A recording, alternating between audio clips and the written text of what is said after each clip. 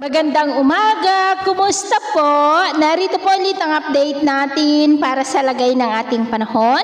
Ngayong umaga po ng August 1, 2025. Sa ngayon po ay habagat pa rin ang weather system na nakakaapekto po ngayon dito sa ating bansa na hinahatak pa rin ng bagyong Krosa at ang sama ng panahon na nabuo lamang kahapon na nandyan po ngayon sa northeast ng ating bansa, malapit po sa boundary. At base po sa datos ng JMA ay nagbabanta po yan na maging mahinang bagyo anytime, pero posible rin yan na hihina at malulusaw after 2 to 3 days. At may nagbabanta pa na panibagong sama ng panahon na maaari na mabuo dyan sa silangan ng ating bansa anytime, pero hindi naman po nakitaan ng mga yan na tatama dito sa ating kalupaan. Next week po at sa susunod na linggo ay posibleng wala munang habagat na makakaapekto po dito sa ating bansa at sa ating long range forecast.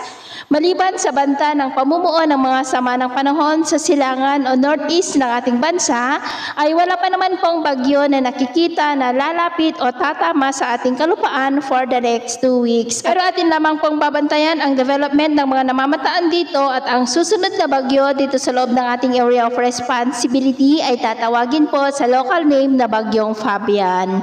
At sa lagay ng ating panahon, ngayong madaling araw ay maayos naman ang panahon sa malaking bahagi ng bansa, papahina na ang habagat at apektado na lamang ang coastal areas ng Ilocos Norte, Pangasinan, Zambales, Bataan, ilang bahagi lamang ng Bulacan at San Jose sa may Mindoro. At mamaya po ay sisikat naman ang araw sa malaking bahagi ng bansa pero dahil pa rin po sa habagat ay cloudy skies with isolated rain sa coastal areas ng Ilocos Region, Pangasinan, Zambales at Bataan. At mamayang hapon, cloudy skies with isolated rains pa rin sa malaking bahagi ng Ilocos Region, Cordillera, Nueva Ecija, Nueva Vizcaya, Pangasinan, Zambales, Bataan, Northern Mindanao, ilang bahagi ng Sorsogon, Davao at Surigao del Norte. Kaya mag-ingat po tayo dahil posible pa rin ang mga banta ng mga pagbaha at pagguho ng lupa.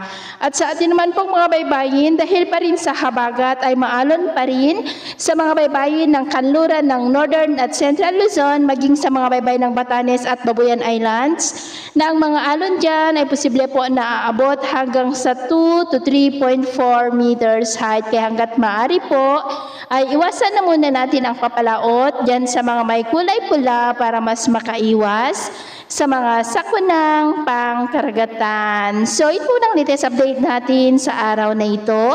At ako po muli si James na nagsasabing sa kahit na pagsubok po na darating sa ating buhay, huwag na huwag po tayong mawawalan ng pag-asa. Thank you and God bless!